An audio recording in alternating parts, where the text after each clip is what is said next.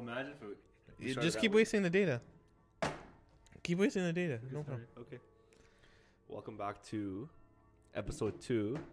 Look, why are you staring into my eyes? Look there. What do you mean? Why are you looking at? Look there. This guy's so stupid. Okay, the whole point. No, I'm not stupid. The guy in the comment section. Yo. Shout out to you. Oh my God, the best guy. Get off our channel. Get off our channel. No. Please, subscribe. Mr. Ollie. Do you remember his name? Who the hell names your child Ollie? Okay, first of all. What's Ollie. wrong with that? His name. I don't like his name. Ollie? I don't like his name. A-L-I? O-L-I. Listen, Oh, honestly, Ollie. honestly, buddy, listen, I don't like your name. Anyways, Ollie, thank you for your comment telling him that he's dumb and his opinion doesn't matter. I think the same thing. I appreciate it. Yeah, well, welcome back to episode number 2 of Fake Friends MMA. Yeah. My name is Ahad. His name is Ollie. Ollie. Ollie fan forever. Whoa, pause. Ollie fan, pause. Ollie fan, why? Pause. Okay. Why is it? Why Anyways, is that pause? I'm a fan of it's Ollie. episode 2. In my opinion, Sprawl Podcast actually got more views. If we look at it from like a Technically, yeah, because it's been we around did, a lot longer. We're averaging a nice 40 views right now, so we love But it. I think for the podcast, yeah. So I think for the future, branding wise, everything it just fits. It fits a lot better than and Sprawl. We're making merch next week. No. I'm kidding. Well, whose money? The dog's money. Yeah. How did the dog bark? How? I'm okay. Okay. That's kind of sus. What is this? It's not even topics. Yeah, because it's the intro. Oh yeah. Oh yeah. Look, see, this is the kind of guy like you just don't want to. No, because you changed up the format. It's not topics anymore. So last week we had an intro, but this guy. So we're gonna have an extra video then. No. So where is this gonna go attached to? In the full podcast? What? We've been doing it for so long. Yeah. now. So you're doing 6. Yeah.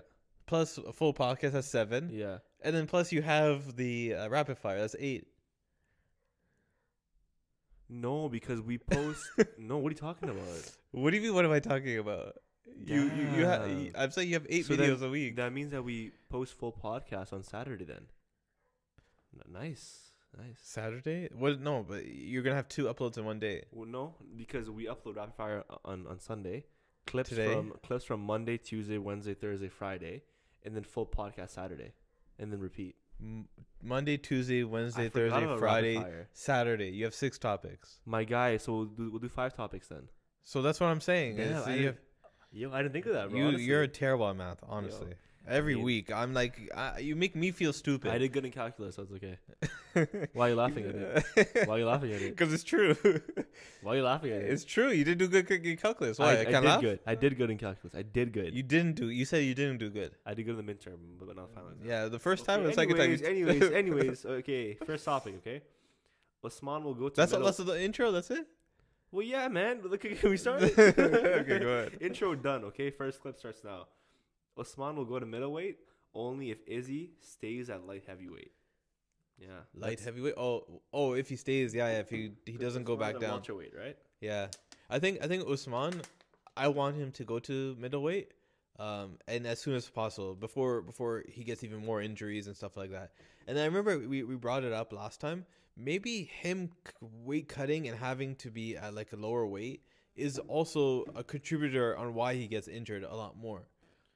He's really good at cutting weight because he has like that Goku. You have to eat well, train well, and sleep well. You know, and if you don't eat enough, he's Black Goku. Goku Black. Goku Black, bro. So maybe that will help him out. He doesn't have to worry about weight cutting. He can stay a little bit heavier, a little bit more stronger. Because when he comes into the octagon, he's so lean, right? He's super lean. Yeah. Maybe that's why he has all these knee injuries and he has all these back injuries. It's because he put so much stress on his body. So what's the walk around weight though? You think? Probably like 200 at least, right? Around 200, yeah. Big guy, bro. A little, yeah. He's a big guy. He's 5'10", isn't he? Or Yeah, 6? I think he's just under 6. Yeah. So like me, yeah. But, yeah, you're. What do you mean? What? 6? What? That's the bro. Usman is like here. You're the. Anyways, I think he would do really good in middleweight, because of his wrestling base. Guys, I think will have a lot more success taking him down though. Maybe if he ever gets taken down, I think he's more likely to get taken down 185 than at at 170 because if you want to go through guys that are 185 that are actually cutting a lot of weight, Let's go through them. give me some examples. Costa, but he doesn't really take you down. Mr. Soldier of God, Yoel Romero. Oh, too soon. He's not in the UFC, unfortunately. It was him actually. He actually. Why? What did I do? He reported him for steroid use. No, his contract finished and he left. Give me date. Sign the paper, boy. So there's a lot of, I can't think of any right now. Gastelum is more of a 70 that went to 185 because he didn't like cutting weight. Yeah, bro, I could tell he doesn't. Yeah, like cutting weight. So there's gonna be guys that are bigger and cutting down to 185 that he's gonna have to grapple with. We can look at the rankings at 185. You have guys like Whitaker. Whitaker is again a guy that went from 70 to 85. Yeah. So we've seen that guys that went from 70 to 185 have success. So you have Kevin Gastelum, you have Robert Whitaker, you have Darren Till, right? Darren Till. So there's proof that like there's success when he goes up. Now, does he win the championship? He doesn't want to fight Israel Adesanya because they're both of Nigerian heritage. And how about Cannonier too? He's fighting Whitaker, isn't he? No, Whitaker beat him already. Yeah, I know, but like Whitaker like wants to fight, but like he's not fighting Izzy. Remember, like what Dana said. No, you forget the whole story, the whole saga. We talked about it. That was like 4 months ago. No, Dana interpreted what Robert Whitaker was saying about. Nice. Okay. So Robert Whitaker was talking about he doesn't want to fight Izzy, or he was talking about in the context of fighting Izzy is not the most appealing thing for him to do from a fighting standpoint. Yeah. From like competing against him because it's not a fun matchup. It's difficult. He already got knocked out by him. I think that's what Robert Whitaker's take on it. He didn't literally mean like I'm refusing to face Izzy. And after Dana White came out and talked about Robert Whitaker is not gonna fight him. It's off the table. Robert Whitaker came out and kind of reaffirmed that his stance where he says. I don't not want to fight him. I'm just saying that if I were to fight him, it's gonna be a difficult matchup. There's a lot that I have to deal with and to get over with, but I'm still okay to fight him. So Robert Whitaker versus Kumar Usman would be super fun. It'd be a fun fight. But he's saying Kumar Usman is saying he doesn't want to face Israel Adesanya. That means Israel Adesanya would have to lead the division. I don't think Israel Adesanya will leave the light heavyweight division to face Jan and stay there. I don't think. You mean middleweight? You mean like he would leave? Sorry, yeah. So leave middleweight and stay in the light heavyweight division because so he's facing Jan Blachowicz. Mm-hmm. He beats Jan Blachowicz. He's a champion. Next step is clearly John Jones. You can see if he beats Jan, he's the double champion. And the UFC will push hard if John Jones beats either Stipe or Francis. If he beats him and becomes a heavyweight champion, they're going to push so hard for a matchup against John Jones for triple champ. But you know, he said something wrong like a few weeks ago. He was saying that with Izzy, when he fights middleweight, he's over. He actually fights under middleweight. He's what do you mean? Like when he comes into the fight, he's usually much lower than like middleweight. What do you mean much lower? The limit. No, he's not. Yes, he is. What's much lower? Well, let's think this way. I think at least. No, not think this way. Tell me what's much lower. 3-4 pounds. That's not much lower. That's a okay. Yeah. In comparison to like other fighters that like cut weight and they get exactly at 185 or 186. I don't want to be your friend. I don't want to take you. I don't want to coach you though, because I don't think it's 3-4 pounds. It is. I don't think $5. No, man. $3-4. $3-4. Yeah. We could talk about Izzy going to light heavyweight another time, because there's talks of him not even being close to the 205 limit. But Izzy is in a weird situation. So if he beats Jan and then he has John beats Stipe or Francis, that could be one of the biggest fights in MMA history, because now it's for a champ status plus potentially GOAT status as well. Let's not say one of. Let's say that would be the biggest. No, it wouldn't get as many views. You don't think Izzy versus John Jones wouldn't get the most views in MMA? No, history? it'll probably be more than the first Nate and Connor. Wow, you're underselling that fight. No, I get it.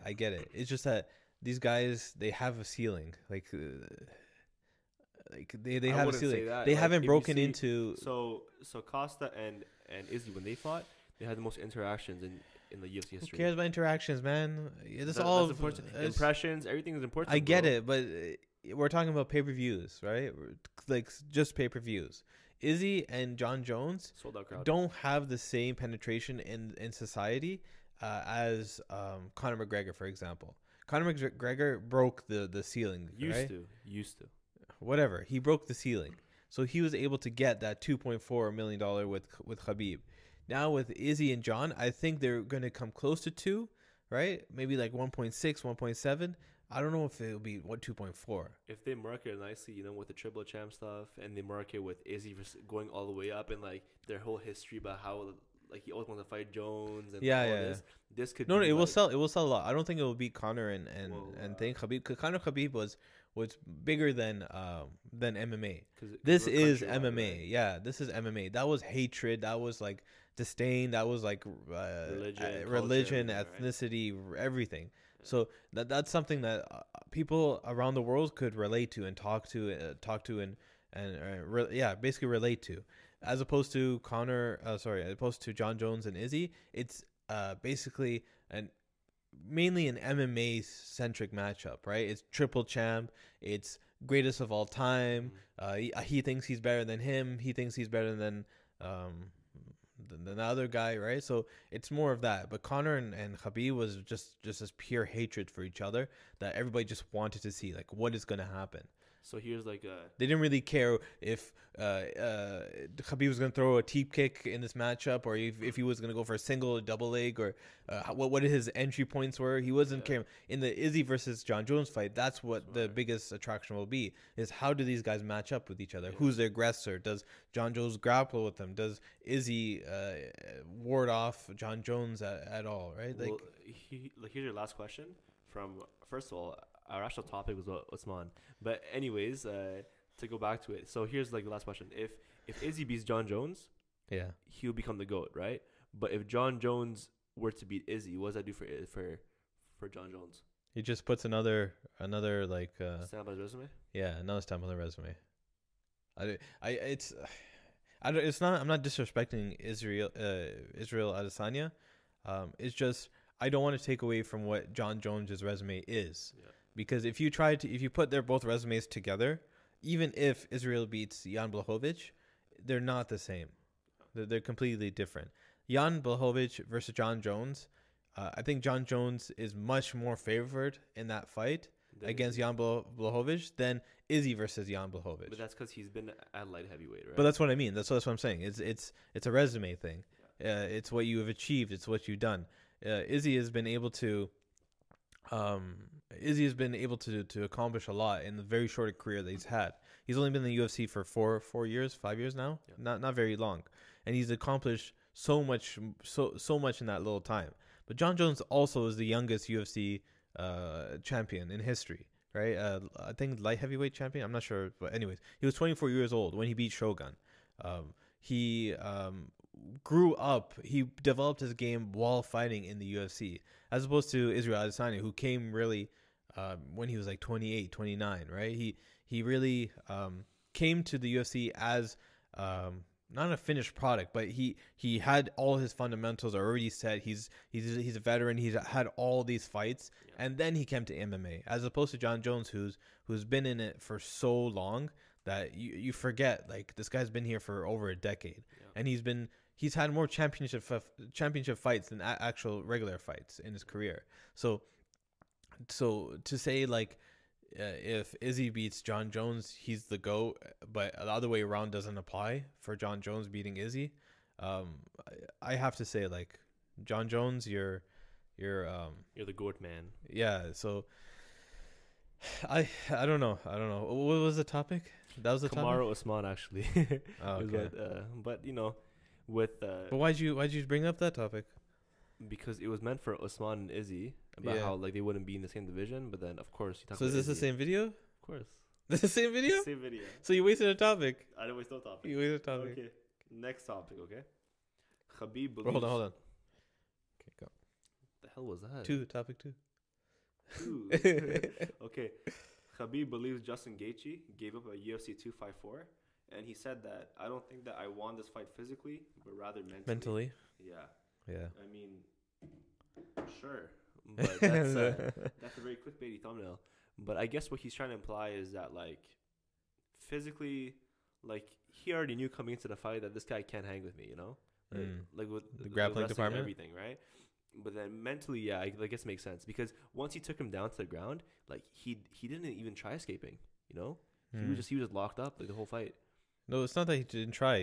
He doesn't have the skill set to get out against like a high level grappler. Like Although like Khabib. pre-fight, we were talking about how like if anyone was to do that, it would be Gaethje. No. So you have to very, very, very careful. First of all, clickbaity. I don't know if this is clickbaity. The fight that was such a long time ago. That fight, the UFC, was it 2 something, whatever.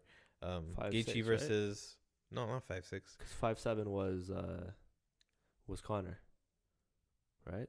And that was in that was in February. No, right? it was a big difference. Anyways, so I don't know if it's clickbaity, but when we were talking about the fight, we were saying that Gaethje has the ability to stop the takedown. We didn't focus on what happens when it goes to the ground, which was one of our mistakes. Was not talking about what happens when turn off your phone. Stop. Yeah. We didn't talk about what happens when it goes to the ground.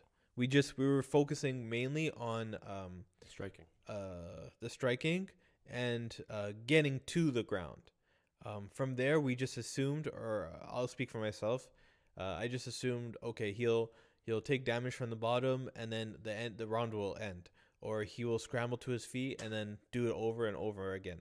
What we forgot, or what I forgot to focus or bring more attention to, was what happens when Khabib decides, okay, I want to grapple, but I also want to try to go for submissions. Yeah. Justin Gaethje, if you look prior to his other fights, his submission game defense is not very good, right? He doesn't want to be on the ground at all. That's why he has such good sprawls, right? Yeah. And takedown Shout defense. out Sprawl Podcast. He has such good takedown defenses because he doesn't want to go to the ground, because he knows once he's on the ground, he doesn't really have the best jiu-jitsu. He doesn't have the best bottom game. He doesn't have the best sweeps. He's just really good at preventing the takedown.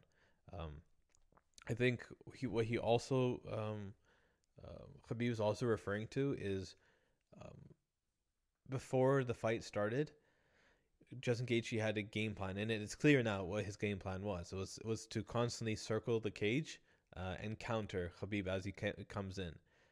He gassed up because the pressure was crazy. Instead of adjusting to what the fight was, the fight that was happening in the ring, Justin Gaethje took that game plan and stuck to it to a T. Yeah. Like, he was not averting, he was not changing, and then he started getting very, very tired. You can see the pressure really got to him, right? That jab that kept sticking him. He thought maybe Khabib would stay on the outside and just wait for his chance and go for a single leg and try to go for a takedown. But instead, Khabib just stood there and stuck him with his jab over and over and over again. Khabib did get hit, though. He did get hit hard. And I think he overhand right a lot, right? Yeah, I forget. It's such a long time ago, that fight. But I remember he mentioned in a press conference or something, he's like, yeah, that was one of the hardest times I got hit. One of the hardest hits I took was from Justin Gaethje. And I don't know why he put so much into his chin, like his belief in his chin, especially in his other fights too. Against Conor as well, he got hit by Conor hard, right? With the knees too. Yeah, so he got hit by Conor a lot. maybe he has so much confidence in his chin just because he doesn't get hit at all, like in any other fights or in training and stuff like that, because of his takedown, because of his grappling. So he's able to absorb those shots in the fight because he knows, oh, I don't have to worry about it, about my chin going.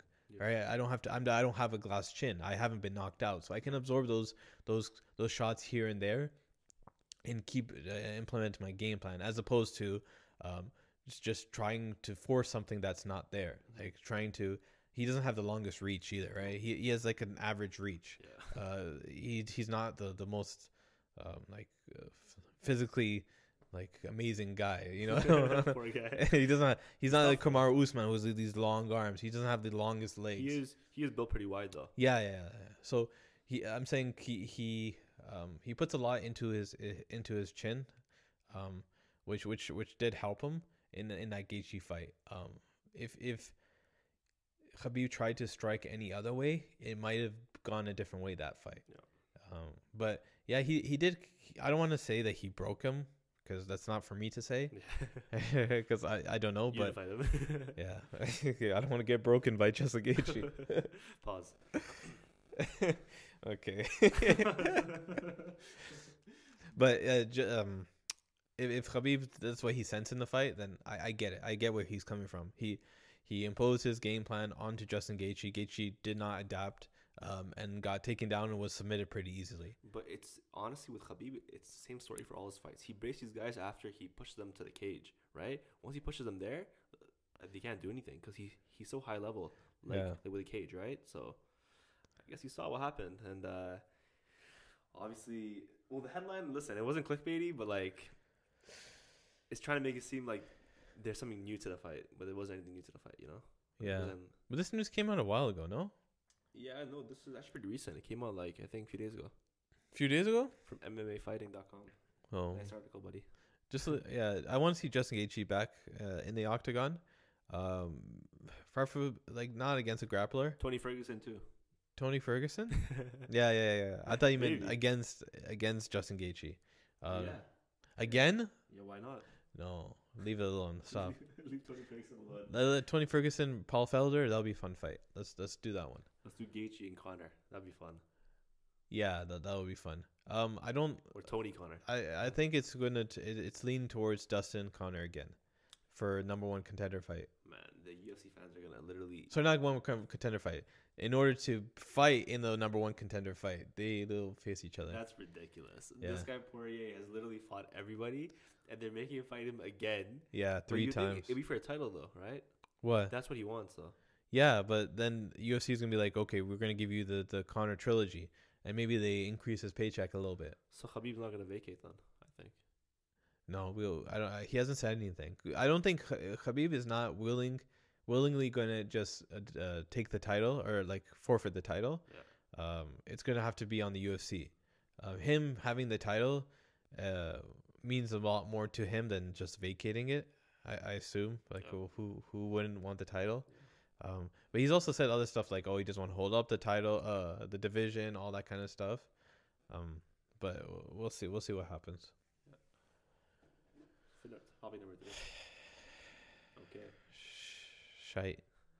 This is actually a pretty cool topic. Okay, so what is it? Has Francis Ngannou improved? And we took this topic idea from say his name. Who? Say his name, Uncle. Yeah, say his name. We've done Uncle Chael. No, we've done videos about Francis versus Stipe. Too many videos. 6 videos actually. 6. 6? 5 podcast clips, and I think you counted it. Of course. All right. And we've done 2 with Francis for the. So it was one with Francis. Stipe. You interviewed Francis? I did. Oh wow. Honestly, listen, Francis, man. If you want to come to the podcast, no problem. Good luck getting that. But the reason I brought it up was we did a closer look. So it's like it's a review of what the fight between Stipe and Francis might look like now. So how does it go? What happens? One of the topics that we talked about during that fight was that Francis hasn't had that much in-ring time since the last time he faced Stipe. Just quick fights. Yeah, they're quick fights. The longest one was like 1 minute and 21 seconds or something like that. So in totality, he's had like 4 minutes or maybe less since in the octagon since his last Stipe fight. So the question is, what has Francis improved on?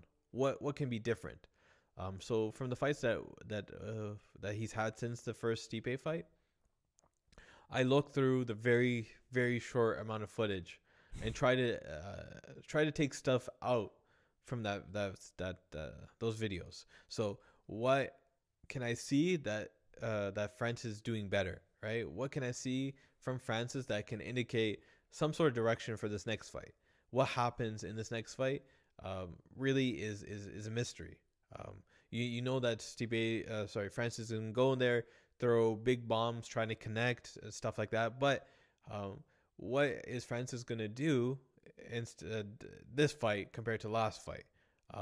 A lot of the information that's going around, or the speculation, or the predictions, is mainly, including mine, mainly based off of hearsay. What do we hear from Francis's camp? What is he doing? Oh, he's wrestling more? Okay, he's wrestling more.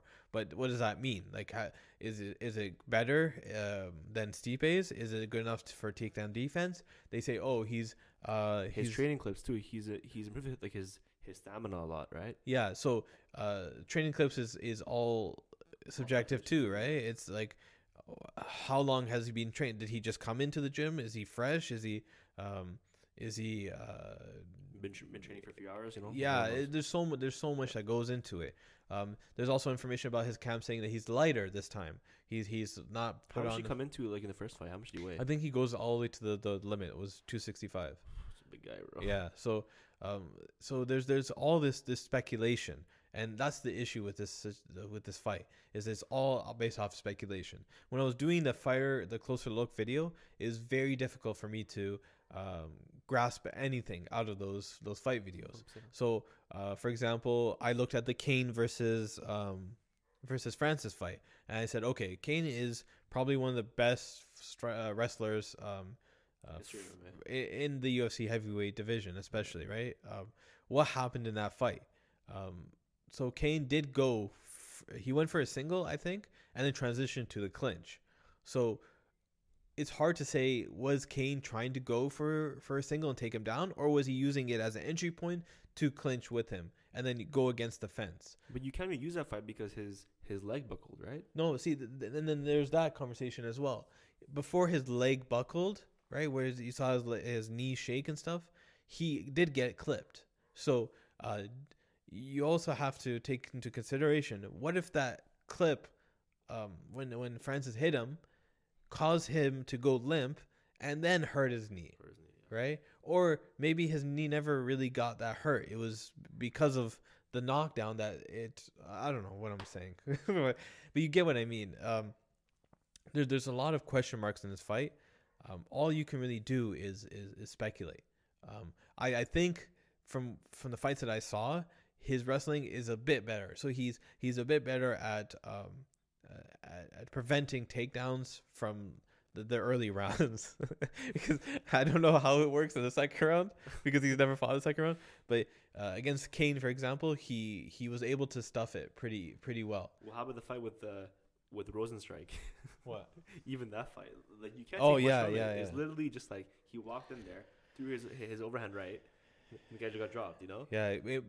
One thing you can take away from that is that he was going backwards. Right. When Rosenstrike was coming at him, Francis was going backwards, which is something that maybe you can take away from that fight. If Stipe tries to march forward too much, Francis has the ability to get him and touch him up. Yeah. So this fight is in March, I think. That was an awkward pause because the camera, but sorry. Well, what happened with the camera? It was like a sound. It was weird. It was like, oh, maybe the date is over. Who knows? We have the audio anyways. Yeah, it doesn't matter. This fight is in March. Fights in March. In March. Same month as the Izzy fight too. That's a stacked month, man. Yeah, I want to see more footage of Francis in the gym, just to see what he's working on. But even then, it's hard to say what he's gonna do in the fight. Like, guys, there's a lot of guys that can go into a gym today and hit mitts, and they look fantastic. Ben Askren. No, Ben Askren has trouble hitting mitts. Why you poor guy? No, like you, for example, you can go there and you can hit mitts, right? And you look like you can strike, but once you start fighting somebody, it's a different story. One thing that Francis doesn't really do is he doesn't feint at all. Yeah. Which is feinting is a huge part of the fight. If you feint, you can get guys into traps and stuff like that. In Francis's game, he doesn't feint. He just throws the punches, and they're not that fast. But you need to feint when you're that powerful. Yeah, but just the actual. He's not that fast. He's not that fast. So the reason why you feint is so that you get guys into traps, so that you make them react certain ways, and you read them. Okay, so every time I go like this, he moves his head a certain way, so you can better anticipate. Yeah, but DC wasn't fast either, and in the final few rounds against Stipe, he was clipping him, right? Yeah, but they're completely different, like fighters too. Stipe, DC has a really good jab, right? Jab is easier to hit somebody with a jab than with the overhand right.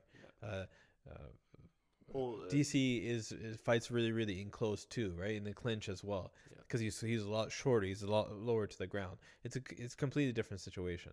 So the Stipe supporters are saying it's just going to go the same way. There's so many of them. Francis is going to wing these punches. Stipe is going to maybe eat one at most, two most. Will level change, take him down, and just finish him this time. Yeah. I don't know, man. These guys, listen, I got no shade for anybody, but you Stipe fans are like extremists, man. You guys go off in the comments. You can watch, anyways. You can watch our closer look video for Stipe versus Francis. Yeah, it's a good video. 5K views. It's there's a lot of speculation in there. I talked about Stipe's chin, especially comparison to the last time he got knocked out by DC. So I get the criticism for some of the points that I have in that video, but there's so little to go off of. Like I had to figure something that I thought that could play a factor in the fight, and one of the factors I thought is Stipe's chin. Last time Stipe got knocked out was against DC, and the fight before that fight was against Francis. So Stipe just fought DC. Is it enough time for him to recover from that fight? Because he went 5 rounds and he ate a lot of shots. Yeah. So is that enough time for him to recover and absorb all the shots from Francis? I don't know. So go watch that video. Leave a comment. Say that you came from this video. Hopefully you came from that video. But this is what we call a we'll see moment, guys. Yeah, we'll see. We don't really know. Okay. What are we talking about? Topic number 4. Okay. Well, you don't have to say the numbers, cause man, let me do what I want to do. Okay. This guy, bro. Let me do what I want to do. Go. Should Jorge get his rematch against Usman, or what? Is it Colby's turn again? No, I think Colby messed up. I think Colby messed up. He had a chance. You put your timer on? Yeah. So Colby had a chance to fight Leon Edwards, but then he went on this like 20-minute rant. I forget who he met with. Marty Fake Newsman. No, the interview. Marty interviewed him? Yeah. No. Was it Brett Okamoto or Ariel or Ariel. No, it was like South China media. Like Morning Post, something like that. Right? Yeah, something like that. I think it was them. Anyways, how did I get like interview with him? I don't know. Maybe I don't know. I watch so many interviews, I lose track. So he talked about how he doesn't want to do charity anymore, or he doesn't want to give these fighters that don't deserve fights against him fights. So he's like, I deserve a title fight. I've done so much for the UFC. I took short notice fights for the UFCs to save the cards. I've won these fights. I've made I generated a lot of attention, a lot of views. Yeah. So yeah, he's not wrong. Like he did save that card. I forget. He has a dragon energy, right? So he did save the card. I forget who it was against. Woodley. It was a while ago. Maybe it was Woodley. Yeah. So he's done all these things for the UFC. I think he wants some sort of not retribution, some sort of compensation for everything. But he has that's greater than just money, right? So he wants He wants his money. He wants his respect. He wants priority in the welterweight division. He doesn't want to constantly have to take these short notice fights. I think if you did fight Leon Edwards, he probably would be more favored to beat him. Leon Edwards, one of his weaker aspects of the game is grappling. Colby, however, whenever he's facing his opponents, he does most of his damage standing up. Right, he has wrestling, cardio, but it's cardio and volume. He has his wrestling, but it's more of a threat, right, that he uses against his opponents. Like, I can take you down, so you always constantly have to be worried about it. At the same time, you can't take me down. So he ends up just striking with these guys and just beating them on the feet. Leon Edwards, I think he would be more favorable. I would pick him to beat Leon Edwards, especially considering Leon hasn't fought since 2019. It's been a long time, right? Right? It's been a long time. Whole comes out situation, right? Even though Colby probably knows all this as well. He probably thinks very similar to what I'm saying. That he believes that he would go in and beat Leon. I think he also considers, like, this is short notice. I'm yet again filling in for the UFC to help out the UFC to make another fight. There's no guarantee that I will get a title shot after this. And lastly, I think I deserve a title shot now. I just beat Tyron Woodley better, faster and better than anybody has ever, right? I've had that very, very close fight against Kumar Usman that he believes that was stopped early. It's hard to say in that situation if it was stopped early or not. In hindsight, you know that he broke his jaw. You know, he was just getting overwhelmed. Like, his body was breaking down in that fight. But if you watch that fight again, I could see that fight continuing on. Like, if the referee didn't stop it, I think I wouldn't be that opposed to the referee letting it continue. So I get Colby, what he's saying. I get his stance. But then again, the UFC is like, what have you done for me lately? If he fought Leon Edwards, he might have got the title shot. But now you're left with the situation where Kumar Usman has beat everybody in the top, basically the top 10. Yeah. That has anything significant in terms of, like, win streaks and stuff. He beat Leon Edwards. He's beat Colby Covington. He's beat Jorge. He's beat Woodley. He's beat he's beat everybody. Damian Maia, Burns. Right. The only person he hasn't beat is Stephen Boy. Stephen Boy Thompson. He hasn't amassed a long win streak, but Stephen Boy does have something to say for a title fight. I don't think the UFC will make that yet. I think they would want Stephen Boy to face one of the top contenders. Like, he'll face a Leon Edwards or face a Colby Covington, something like that. And then if he wins, maybe a title fight. From what I've heard, though, on these pages, is that they're saying that it's going to be Colby Jorge, and then they want to give Stephen Boy the fight against Usman. No, that's what I read from most of these pages. That's I don't know about that. Usman has kind of gone back on, like, wanting the fight with Jorge, but that might just be gamemanship. He might just be saying, like, you know what, I don't want the Jorge fight anymore, to put more pressure on Jorge, to make Jorge feel as if he's losing his chance to have that fight. Yeah. So maybe that's the reason why. But anyways, the most attractive fight for like the welterweight division is Jorge versus Kumar Usman. Yeah. Does he deserve it? Well, as Jorge said, you gave me 3 days, I broke your nose. If you give me 3 weeks, I'll break your jaw. Yeah. Well, Jorge's Jorge, right? Jorge didn't break he re-broke his nose. Yeah. Like, Kumar Usman already came in with a broken nose. And for 3 days, I like, we've talked about this in other, like, closer look videos. Too many times. We talk about this. How much weight do you put on that short notice fight?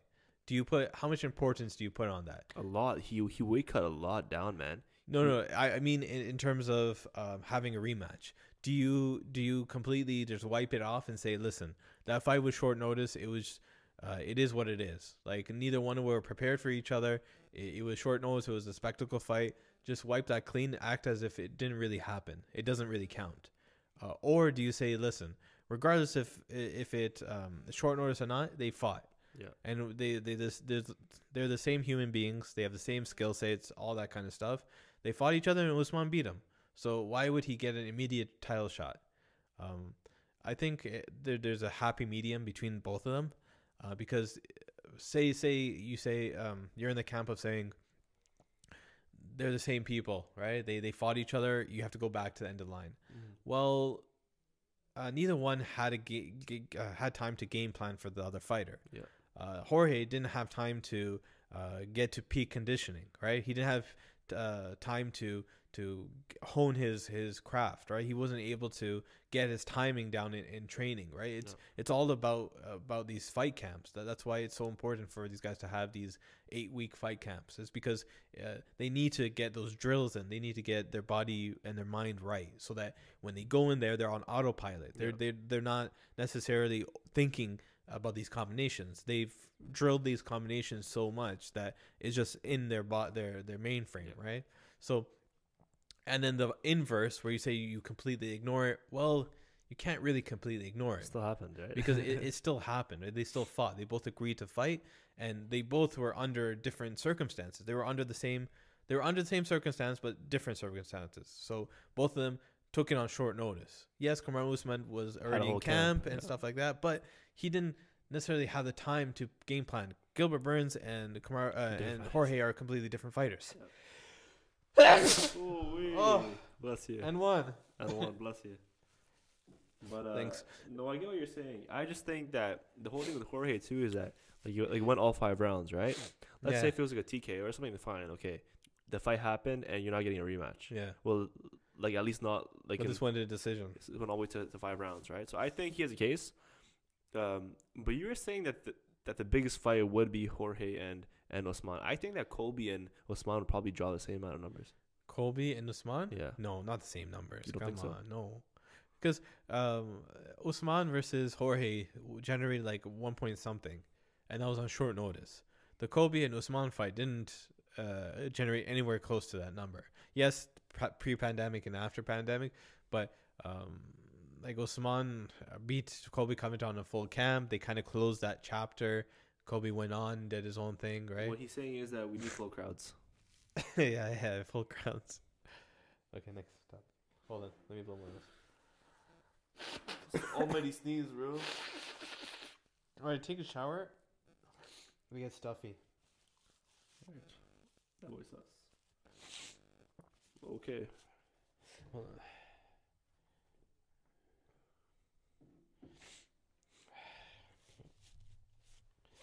Go ahead. Okay. Last topic, and probably the topic that we probably use for, I want to say, at least once a week for the past like 3 months now. Wait, hold on. Khabib, GSP? No. Close. Khabib's evil twin. Khamzat Chimaev. Evil twin. Wow. That's not the my shade. That's not my comment. That's not my comment. Somebody commented it. Who said that? Ollie White. No. No. Ollie, no. It was it's on some page. I don't know.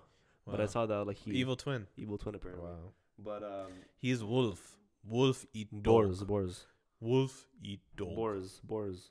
Wolf So eat suspect. dog. Okay. No, that's what he said in the press Should conference. Leon Edwards still wait for Khamzat? And basically the Hell whole no. Khamzat situation in the whole. Well, this guy's biased. That's This not guy- biased. This guy, he's the one fight to happen. First of all, he's saying that like it's too early for Khamzat, especially, right? But I think Not the that only reason why. you've already waited this long. You've already waited this long. He's just making up stuff. You've already waited this long for this fight. Yeah, so wait longer. Wait longer. Yeah. That's my opinion. This is a money fight. December 2021. 2022.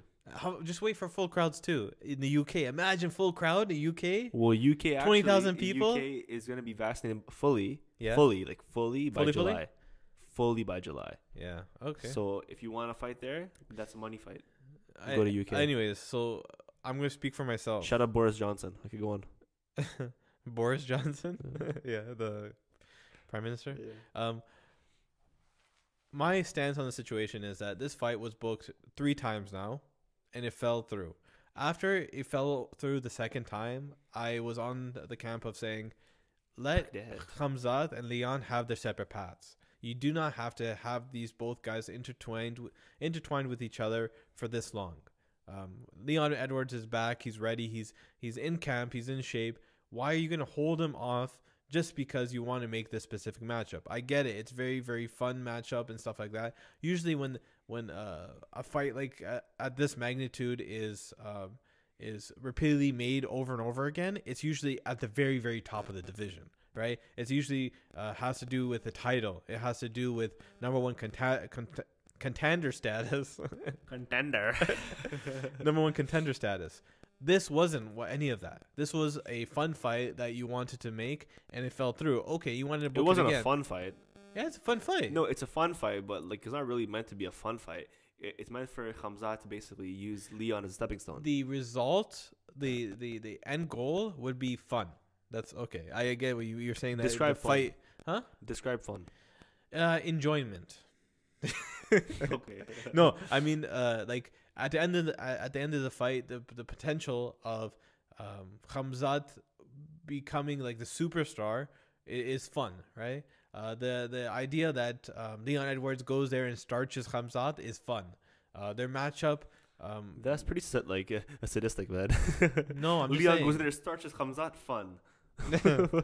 No, I mean like the result. The result. It's very intriguing, but after it fell through 2 times, you made it for a 3rd time, and then the 3rd time fell through again, and you want to make it again? No way. Why not? Let them go. Leon is healthy. Let him fight. You can make that matchup between Khamzat and Leon even bigger if you let Leon fight, and now Khamzat has time to heal, and then they can match up again if you want to do that. Unfinished business. You know, that can be the tagline. Not necessarily unfinished business, more like business that hasn't been touched. So it's unfinished, right? So yeah. So there's potential for them to fight each other down the line. Maybe this year. You never know. On an actual UFC card. Not fight night. The issue that I had was there's so many red flags in the situation with Khamzat. He's got sick so many times. He is pulling out from fights a month prior. There isn't good news coming out of his camp. So why are you going to force this? Let him heal, take his time, and this is what's happening now. They're going to let him heal, keep updated with him, stay out of the gym. They flew him out to Las Vegas to see some of the top doctors that the UFC has, so that they're able to examine him further. Like what is happening? Is there something beyond bronchitis, for example, that's happening, or is it just a bad case of? It was bronchitis. So what happened was, I forgot to mention this on the last video. Of course you did. Yeah, of course. I think I keep forgetting the name of that channel, the Swedish channel. I think it's called Jump Kick. All Star or something? Is it? It's a YouTube channel that follows the All Star Gym. Mm-hmm. So I think it's called Jump Kick. But anyways, so the manager or the agent of Khamzat talked about the situation, and they talked about the reason why Khamzat is not recovering is not necessarily because we're forcing him into the gym or we're making him sick or anything like that. He had just had bad luck with the situation. He got the virus and he didn't heal properly, and he came back to the gym where he trained too soon, and he didn't recover very well. Also, because of the Swedish weather, after training he went outside. It was very, very cold, and he caught bronchitis. Then he was sick from that, so he was on antibiotics, right? Then now he's trying to get back in the gym, and his fever is just really, really high. He can't keep it down. His lung capacity is not there, all that kind of stuff. So what's happening with Khamzat is, I think, beyond just simply waiting it out and trying to fix it. He needs to have some sort of treatment, whether it be advanced recovery or maybe some sort of antibiotics. He's been taking antibiotics, or just time. He just needs time inside and outside of the training gym, right? So how's it gonna work though? Because Khamzat, he's been out since at least the end of last year, right? Yeah. Okay, So then we give him the time to recover. Okay, let's say that's a month, if that. Probably 2 months. But maybe. he's had. I know, but his condition now is still pretty bad, right? Yeah. So and then after that, it's month of Ramadan. Mm-hmm. Then you gotta wait probably a month after that. So there's no rush. He's 26 years old. He's not fighting until at least August or September. Then that's fine. What's the rush? As long as a he's long healthy. That's 8-month layoff. If he tries to go into the octagon again, not 100% or close to that, especially there's a lot of fighters that go into fights injured, or they have some nagging injuries, whether it be Usman his back, right, or Usman his knee, or Usman sorry, poor guy, for Usman, his toe, somebody Usman's toe, his foot, man. No, the other fighters, their hand, right? They broke their hand. I was about to say Usman nose. This guy has no chill today, bro. Poor guy Usman. No, Usman goes into fights injured a lot, and it's not his fault. Like sometimes people get injuries, and some people don't. But even though people have these injuries, anything health wise is a lot worse, a lot scarier for these fighters, because yes, if you have bad knees, it will affect you in the fight, but you can work around that. If you have a good takedown defense, your knees are messed up, and it'll be harder for you to stop takedowns, but at the same time you'll be fine overall. As opposed to having lung capacity where you can't breathe, you're just not healthy and all that kind of stuff. That affects you so much more differently. So I think we won't see Khamzat until August. I think a little bit later than that. Really? Yeah. I think a little bit later than that, because he's gonna want to do a whole full camp as well to test out his body to see what's happening. So maybe October. Wow, that's almost a year layoff. Yeah, that's fine. He's 26. There's guys that Khabib was laid off for 2 years, I think. Yeah, when he's 29. he tore his ACL, and then he came back and had a career that's legendary career. So I'm not comparing him to Khabib. I'm not calling him his evil twin. I never said that. It was a comment. I didn't. That's not for me. Listen, I'm a big fan of Khamzat. Okay, I think he's a good, sick fighter. Yeah, I think he's a sick fighter, sick dude. But I didn't say he's sick. He's sick. Oh, man, why you gotta turn it that way? No, why? You said it. Yeah, he's sick. He's sick. Both figuratively and literally. And literally, yeah. So, I say October. October is probably when I think we'll see him. Leon, man, just wait for the guy, man. No, leave it. If you want to see that matchup now, go play UFC, EA Sports 4. Get it out of your system. He'll game share with you too. Last topic. No. Blue lips, can't take a breath. Thank you for watching another clip from Fake Friends MMA. If you like the video, please like it. But it wasn't a clip, buddy. If you want to like the video, please like it, share, subscribe. Actually, don't share. Just like and subscribe, and let us know what you think in the bottom. Don't subscribe either. Just keep your ad block off. Yes, thank you. So stupid.